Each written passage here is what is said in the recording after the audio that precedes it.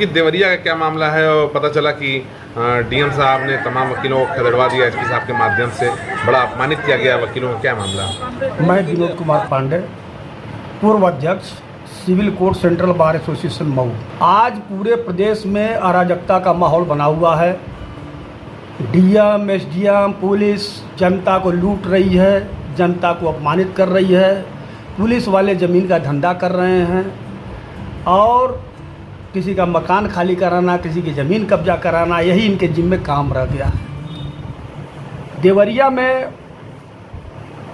बार के अध्यक्ष सिंहासन गिरी, महामंत्री अजय उपाध्याय वगैरह जो लोग प्रतिनिधि हैं वहाँ बार के, ये लोग एक वकील साहब की समस्या थी, उसको लेकर के डीएम हैं वहाँ अखंड प्रताप सिंह, उनके संज्ञान में डाल करके उस समस्या को हल कराने के लिए पैरवी करने हेतु गए। डीएम साहब नमामि गंगे में नहा वहा करके आए हैं और उनके पर भ्रष्टाचार के काफ़ी आरोप हैं, लेकिन अब किसी काबिलियत से उनको देवरिया में डीएम बना दिया गया है। उन्होंने बार के पदाधिकारियों को पुलिस से धक्का दे करके बाहर करा दिया और एसपी को फ़ोन कर दिया। एसपी ऐसे फोर्स लेके पहुँचे जिसे लगा कि मलखान सिंह और बहुत बड़े डकैतों का सामना करना है और पूरी कचहरी को पुलिस छावनी में बदल दी गई। बन गया है, मैं तो कुछ नहीं कर सकता हूँ, आप जाइए जाइए, हटिए यहाँ से जाइए, ये शब्द उनका था। हमने कहा कि यही तरीका है आपको हटाने का। इसी को लेकर के उन्होंने कहा कि हटते हैं कि नहीं, इसी पर लेकर के उनसे वाद प्रतिवाद हुआ है। आप किसी काश्तकार के, वो अभी अधिवक्ता है और उसमें 10 कड़ी चौड़ा और 250 फुट लंबा आप जमीन लेकर के जबरदस्ती बना देंगे और वही बगल में चक्रोट है, वो चक्रोट को दूसरे तरफ आपने छोड़ दिया। हमने कहा इस पर क्या कर सकते हैं आप ये बता दीजिए। उसी पर वो नाराज हो गए, उन्होंने गलत तरीके से मेरे साथ पेश आया, जबकि वो जानते हैं कि मैं डिस्ट्रिक्ट बार एसोसिएशन का अध्यक्ष हूँ, सिंहासन गिरी मेरा नाम है। या जानने के बावजूद भी वो मेरे साथ जो है बदतमीजी से पेश आए हैं। इसी को लेकर के अधिवक्ताओं ने आक्रोश व्यक्त किया है, जो उनसे कहा है कि आप आकर के माफी मांगिए, लेकिन वो माफी भी नहीं मांगे, अपने गलत तरीके से गलत भाषा का जो इस्तेमाल किया है। इसी को लेकर के अधिवक्ता आक्रोशित है। ऐसे आदमी को इस जनपद में रहने का कोई अधिकार नहीं है। जब शासन और प्रशासन यदि इस पर ध्यान नहीं देता है तो इनके विरुद्ध हम जो है संघर्ष करेंगे और लड़ते तब तक लड़ेंगे जब तक जो है यहाँ के जनपद के बातकारियों का और जनपद वासियों का,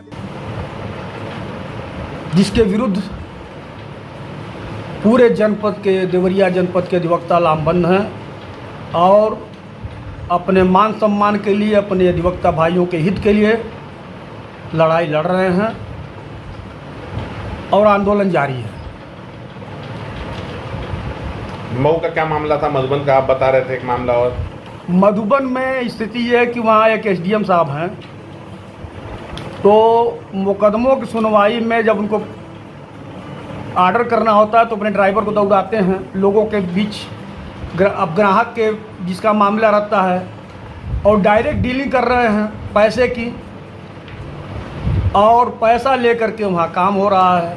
उसी का विरोध वकील कर रहे हैं, वहाँ आंदोलन चल रहा है वकीलों का।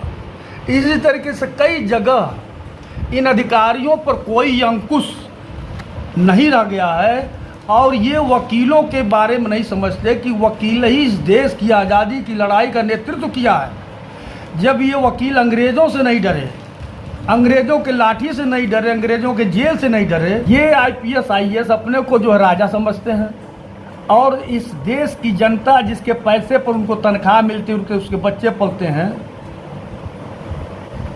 उसको प्रजा समझते हैं।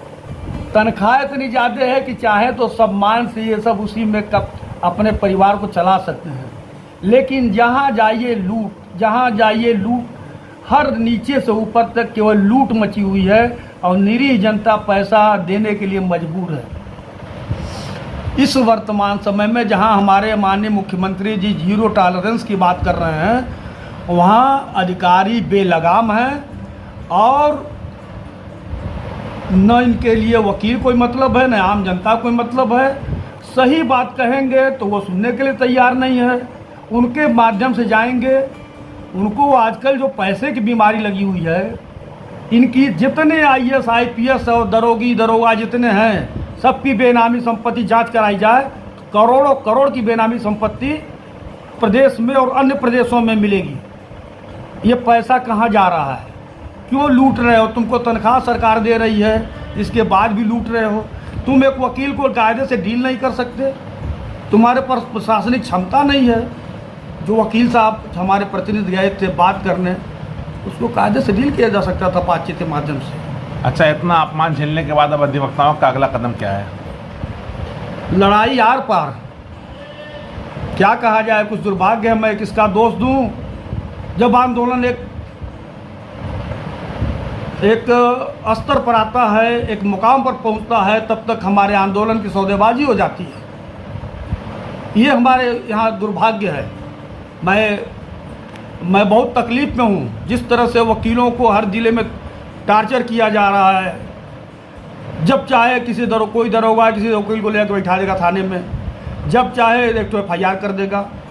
तो इस तरीके से जो पूरे प्रदेश में जो वकीलों का एक सम्मान था, किसी ज़माने में हुआ करता था, आज ख़त्म हो गया है। आज अदना दरोगा किसी वकील को बेइज्जत कर देगा। आम आदमी की तो बात छोड़िए, आम आदमी बेचारे तो दम मर चुके हैं, उनके कोई आगे पीछे नहीं है। वो पैसा देने के लिए मजबूर हैं, वो दरोगा के आदेश को मानने के लिए मजबूर हैं। सबसे ख़राब स्थिति है। इन दरोगा लोगों को भी शर्म नहीं है कि हम पैसा इतना तनख्वाह पाते हैं, फिर क्यों जनता, गरीब जनता, ऐसे ऐसे गरीबों को लूटते हैं जिनके पास खाने के ठिकान नहीं है। शासन प्रशासन या अधिवक्ताओं से कुछ कहना चाहेंगे? मैं देखिए, जोगी जी से मुझको बहुत उम्मीद है कि जोगी जी कुल मिला के हमको ऑनेस्ट लगते, ईमानदार लगते हैं। और अगर वो चाह दें तो ये सब IAS IPS दरोगा सब ठीक हो जाएंगे। लेकिन अब क्यों नहीं ठीक हो पा रहा है, और क्यों हमारे वकीलों का दिन पर दिन इस तरह से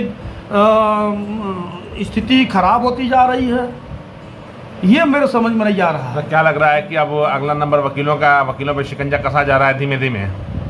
देखिए, वकील एक पहल माना जाए, वकील पर शिकंजा कसने की कोशिश हो रही, लेकिन एक बात जान लीजिए कि जब अंग्रेज शिकंजा नहीं कस पाए तो ये IAS IPS क्या शिकंजा कसेंगे। हम लड़ने के लिए तैयार हैं, देवरिया के साथ खड़े हैं, और पूरा प्रदेश देवरिया के साथ खड़ा होगा, और इस आंदोलन की कोई सौदेबाजी भी नहीं कर पाएगा।